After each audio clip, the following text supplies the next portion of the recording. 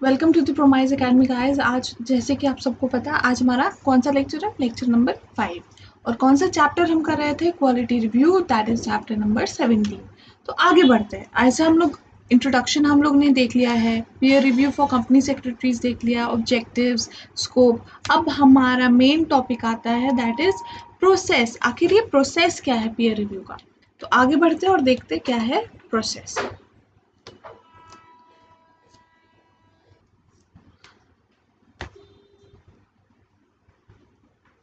देखो, आप सबके सामने आपकी स्क्रीन्स पे दिख रहा होगा ये फ्लो चार्ट, और ये फ्लो चार्ट आपके बुक में है, स्टडी मटेरियल में है, आईसीएसआई की स्टडी मटेरियल। तो हम इसे देखेंगे और समझेंगे। तो पहला इसमें एक स्टेप आता है कि पहले जो हमारी बोर्ड है, जो आईसीएसआई की कमिटी है, वो डिसाइड करती है कि किस आईसीएसआई किस सीएस फर्म या सीएस इंडिविजुअल, मतलब प्रैक्टिसिंग यूनिट जिसे हम कहते हैं, पहले हम सेलेक्ट करते हैं कि कौन से प्रैक्टिसिंग यूनिट का पीयर रिव्यू करवाना है।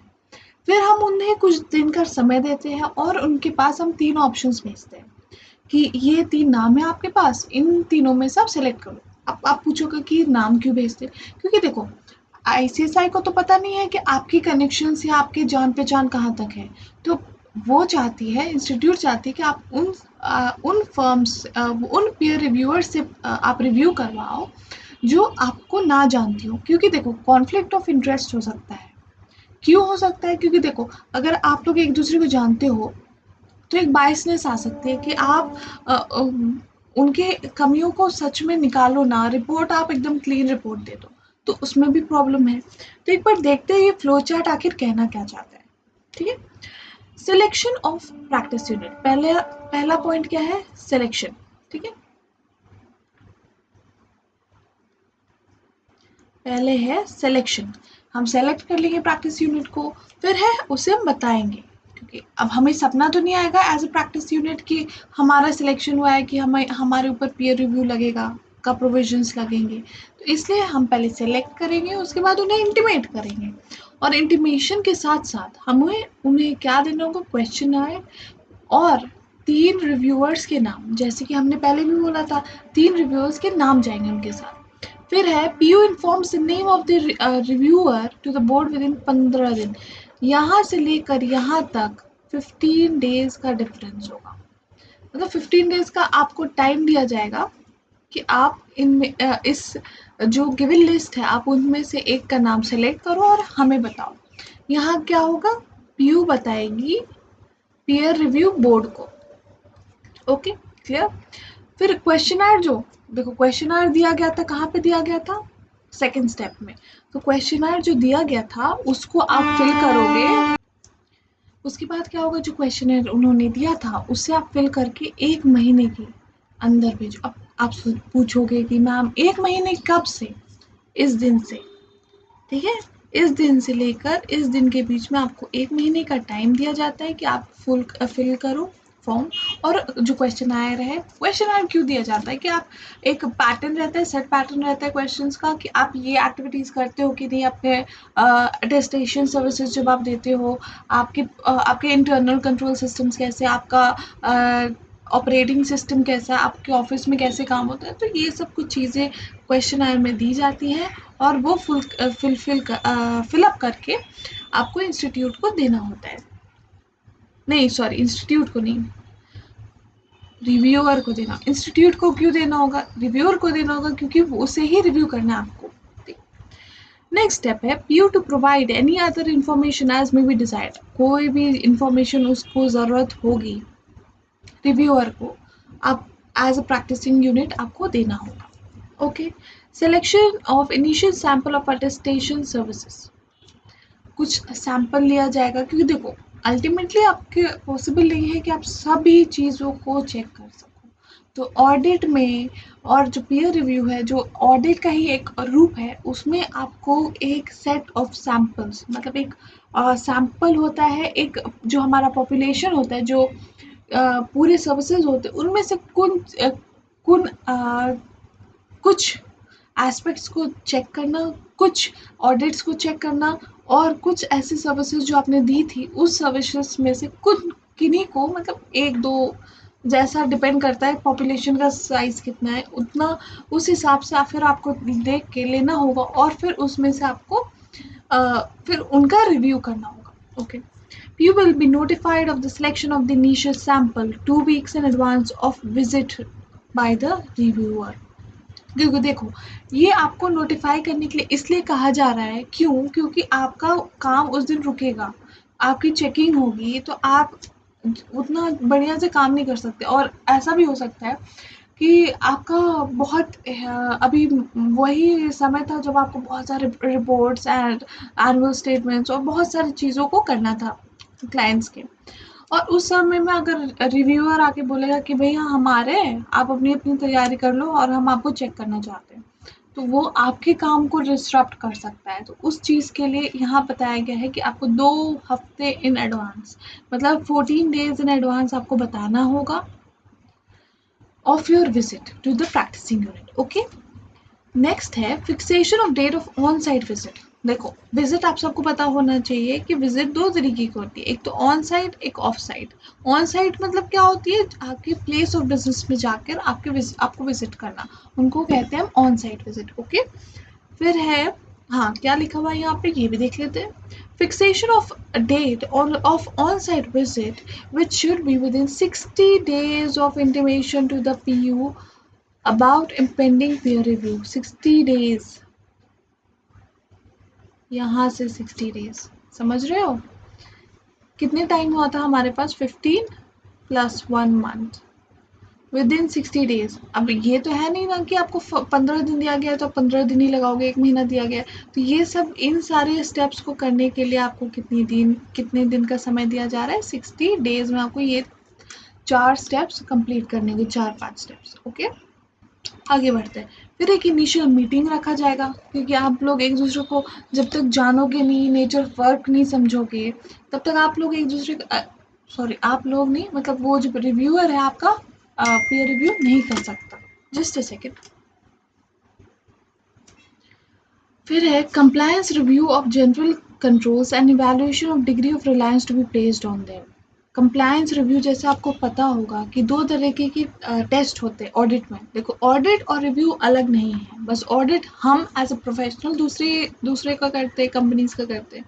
लेकिन रिव्यू क्या होता है? हमारे जो हम एज प्रोफेशनल हमारे साथ जो किया जाता है, हमारे ऊपर जो किया जाता है, उनको रिव्यू कहते हैं। ये बात तो आप सबको क्लियर है। ओके, ये सब तो हमने पहले ही फर्स्ट लेक्चर में मुझे लगता है कि हमने डिस्कस कर लिया। अब है पॉइंट कि अब इनमें आप कैसे रिव्यू कर सकते हो, कैसे ऑडिट करते हो। तो बस वही है, इसमें डिफरेंस नहीं है। कंट्रोल्स आप चेक करते हो, उसमें 2 तरीके के बेसिकली प्रोसीजर्स होते हैं, compliance procedure and substantive procedure. आपको 2 ऑप्शंस दिए जाते हैं, 2 तरीके होते हैं आपके पास ऑल्टरनेटिव्स कि आप ये कर सकते हो, ये कर सकते हो, या दोनों साथ में कर सकते हो। कंप्लायंस मतलब आपका इंटरनल कंट्रोल सिस्टम क्या है। इंटरनल कंट्रोल हम लोग पढ़ेंगे, चैप्टर है। अगर आप सीक्वेंस से चल रहे हो तो अब तक आपका ये चैप्टर लास्ट में ही है, तो आपका हो गया होगा इंटरनल कंट्रोल, तो आप लोग को पता होगा। इंटरनल कंट्रोल पे आप भरोसा कर सकते हो कि नहीं, उनके जो सिस्टम्स हैं, उनकी जो प्रोसीजर्स है, क्या वो भरोसे के लायक है, वो चीज़ें आपको डिसाइड करनी होगी और उसके हिसाब से फिर आपको आगे चलना होगा। ठीक है। Final selection of attestation service engagements to be reviewed. पहले तो हमने हमने देखो, पहले हमने क्या किया, एक कुछ सैंपल ले लिया इनिशियली, उसके बाद फिर हम लोगों ने मीटिंग की और समझा कि इनका इंटरनल कंट्रोल सिस्टम कैसा है, इनका ऑपरेटिंग सिस्टम कैसा है, इनका तरीका क्या है काम करने का बेसिकली। तो फिर जब हम लोग ने वो समझा, तो इसमें हो सकता है कि आपको लगता होगा कि ये प्रैक्टिस यूनिट तो बहुत अच्छे काम कर रही है, तो इतनी ज़्यादा सैम्पलिंग की साइज़ कम लेंगे तब भी काम चला जाए। लेकिन फिर जब आपने इंटरनल कंट्रोल्स प्रैक्टिसिंग यूनिट से मिला, आप लोगों ने मीटिंग की, फिर आपने जब इंटरनल कंट्रोल स्टडी किया, तब आपको पता चला कि नहीं, हमें सैम्पल साइज बढ़ाना होगा, नहीं तो आप एक जेन्युइनली करेक्ट रिपोर्ट नहीं दे सकते हो। ठीक है। तो फिर आपने एक फाइनल सिलेक्शन किया। ये वाइस वर्सा सिचुएशन हो सकती है, पहले आपको लग रहा था कि नहीं नहीं सिस्टम्स अच्छे नहीं होंगे, नहीं फिर आपको लगा कि नहीं, हाँ कंप्लायंस जब आपने रिव्यू किया तब आपको पता चल गया कि सिस्टम्स बहुत अच्छे हैं, तो हम सैम्पल साइज कम भी लेंगे तो हमारी रिव्यू अच्छी तरीके से हो जाएगी। फिर है रिव्यू ऑफ रिकॉर्ड्स। अब हम क्या देखो, यहाँ जो हमने लिखा था 2 अप्रोचेज होते हैं, कंप्लायंस अप्रोच और सब्सटैंटिव अप्रोच। ओके, ये भी हम पढ़ेंगे डिटेल में, लेकिन इस चैप्टर में यहाँ पर अभी तो नहीं है फिलहाल, हम आगे पढ़ेंगे, इस लेक्चर में नहीं पढ़ेंगे। रिव्यू ऑफ रिकॉर्ड्स हम रिव्यू करेंगे, 2 तरीके हैं हमारे पास, कंप्लायंस अप्रोच और सब्सटैंटिव अप्रोच। फिर है देखो कंप्लायंस, अब मैं आपको ऊपर ऊपर से बता देती हूँ। कंप्लायंस क्या होता है कि आपके टेस्ट ऑफ कंट्रोल्स होते हैं, ठीक है, कि आपका सिस्टम अच्छा काम कर रहा है कि नहीं। ये बेसिकली सिस्टम और इंटरनल कंट्रोल सिस्टम आवाज से रिलेटेड है। और सब्सटैंटिव होता है test of details. Test of details का मतलब क्या, कि आपके जो अकाउंट बैलेंसेस है, जो आपने डिस्क्लोजर्स किए हैं, जो आपके एसेट्स एंड लायबिलिटीज़ आपके बैलेंस शीट में, वो सही है कि नहीं, वो आपका रिकॉर्ड्स सही है कि नहीं, वो चीज़ों को हम चेक करते हैं सब्सटैंटिव अप्रोच में। फिर है whether reviewer is satisfied with the systems and procedures put in place by the practice unit। अगर हाँ तो रिपोर्ट सबमिट कर देगा, अगर ना, क्योंकि देखो ऐसा भी हो सकता है ना कि ज़रूरी थोड़ी है कि आपका सिस्टम से अच्छा काम कर रहा हो और पीयर रिव्यूअर भी सेटिस्फाइड हो आपके काम से, आपके सिस्टम से। तो उन चीज़ों को लेकर हम आगे बढ़ेंगे। फिर अब यहाँ हम बी पॉइंट में आ गए थे, जस्ट अ सेकेंड, हाँ अब आपको क्लियर दिख रहा होगा। यहाँ बी पर आ गए थे, कब आए थे, जब हमारा सेटिस्फाइड रिपोर्ट नहीं था, ठीक है, सेटिस्फाइड नहीं है, तब हम बी पॉइंट पे आ गए। अब हम बी पॉइंट में देखेंगे कि आगे क्या होता है अगर उनकी प्रोसीजर्स, उनके सिस्टम्स अच्छे नहीं है, तब हम क्या करें। Reviewer shall communicate a preliminary report. देखो रिपोर्ट भी 2-3 तरीके की होती है, प्रिलिमिनरी, फाइनल। तो एक प्रिलिमिनरी कि आप में ये डेफिशिएंसीज हमने आपके प्रोसीजर्स और सिस्टम्स में देखी है, आप उसमें क्या कहना चाहते हो, फिर वो रिप्रेजेंटेशन करेंगे 21 दिन के अंदर, ठीक है, 21 डेज के अंदर। फिर अगर देखो ये भी फिर हो सकता है कि वो सेटिस्फाइड हो गया हो कि हाँ चलो ये आपकी गलती नहीं थी, ये मुझसे ही हो सकता है। सैम्पलिंग हम लोग करते हैं ना, तो सैम्पलिंग में हो सकता है कि मैंने सिर्फ गलत चीज़ों को ही उठा लिया था, इसलिए मेरा रिपोर्ट, इसलिए ऐसा रिपोर्ट आ रहा था। तो फिर आपने एक्सप्लेन किया, आपने रिप्रेजेंटेशन दिया, तो फिर हमें लगा कि नहीं आप सही हो, आपका पॉइंट सही है। लेकिन ऐसा भी तो हो सकता है कि नहीं, I am still not satisfied with your answer, with your representation, now what shall I do.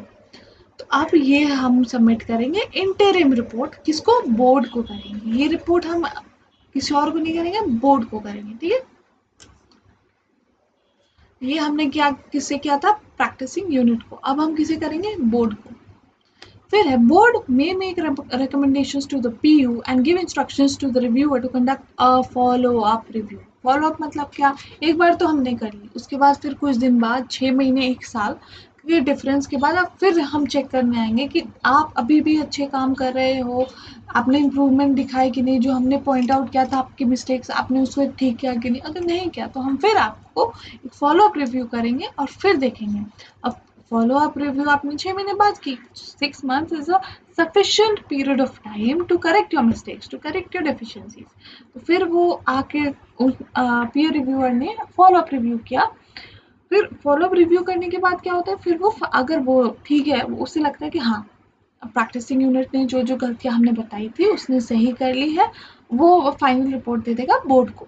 अब वो आप फॉलो अप रिव्यूअर फिर भी सेटिस्फाइड नहीं है, बताओ, पहला रिपोर्ट दिया तब भी सेटिस्फाइड नहीं था, फिर इंटरिम रिपोर्ट दिया, उसके बाद फिर फॉलो अप जब रिव्यू किया हमने, तब भी peer reviewer is not satisfied, now what shall I do. तो reviewer shall submit final report to the board incorporating reasons for dissatisfaction. Reasons होना चाहिए ना कि आप क्यों सेटिस्फाइड नहीं हो रहे, आपको अभी भी क्या कमियां नजर आ रही है। फिर है बोर्ड कंसिडर करेगा रिव्यूअर का फाइनल रिपोर्ट और पीयू का सबमिशन, क्योंकि बोर्ड तो उससे भी मांगी है ना कि आपने देखो आपको 6 months का टाइम मिला था, आपने क्यों सही नहीं किया अपने प्रोसीजर्स को। अगर आपने सही नहीं किया तो आप अपने रीजंस बताओ, हो सकता है आपके रीजंस जेन्युइन हो, लेकिन अगर जेन्युइन नहीं है तब आपको हम फिर रिकमेंडेशंस देंगे, इशू करेंगे recommendations to the PU and instruct the reviewer to perform follow up action. फिर से फॉलो अप एक्शन लेने के लिए हम पीयर रिव्यूअर को बोलेंगे। अगर बोर्ड सेटिस्फाइड है, अगर है तो पीयर रिव्यू का हम सर्टिफिकेट दे देंगे। अब आप सबने पढ़ा है लास्ट लेक्चर में पीयर रिव्यूअर के सर्टिफिकेट का क्या क्या बेनिफिट्स है, क्या है क्या। तो उसमें हम नहीं जाएंगे। पीयर रिव्यूअर का सर्टिफिकेट आपको मिल गया, ठीक है। अगर नहीं मिलता है तो आपको पीयर रिव्यू का सर्टिफिकेट, अगर वो फिर भी सेटिस्फाइड नहीं है आपके सिस्टम से, तो आपको पीयर रिव्यू का सर्टिफिकेट नहीं मिलेगा और ये प्रोसीजर एंड होता है। और ये पॉइंट आप देख रहे होगे, ए पॉइंट, ये ऊपर से कनेक्टेड होगा,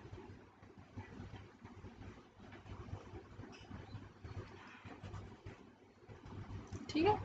ये ए पॉइंट पर जाएगा यहाँ पर, okay. Now let's move on to the next concept, which will cover empanelment of peer reviewers in the next lecture. So stay tuned and subscribe to the channel for all the latest updates. Bye bye.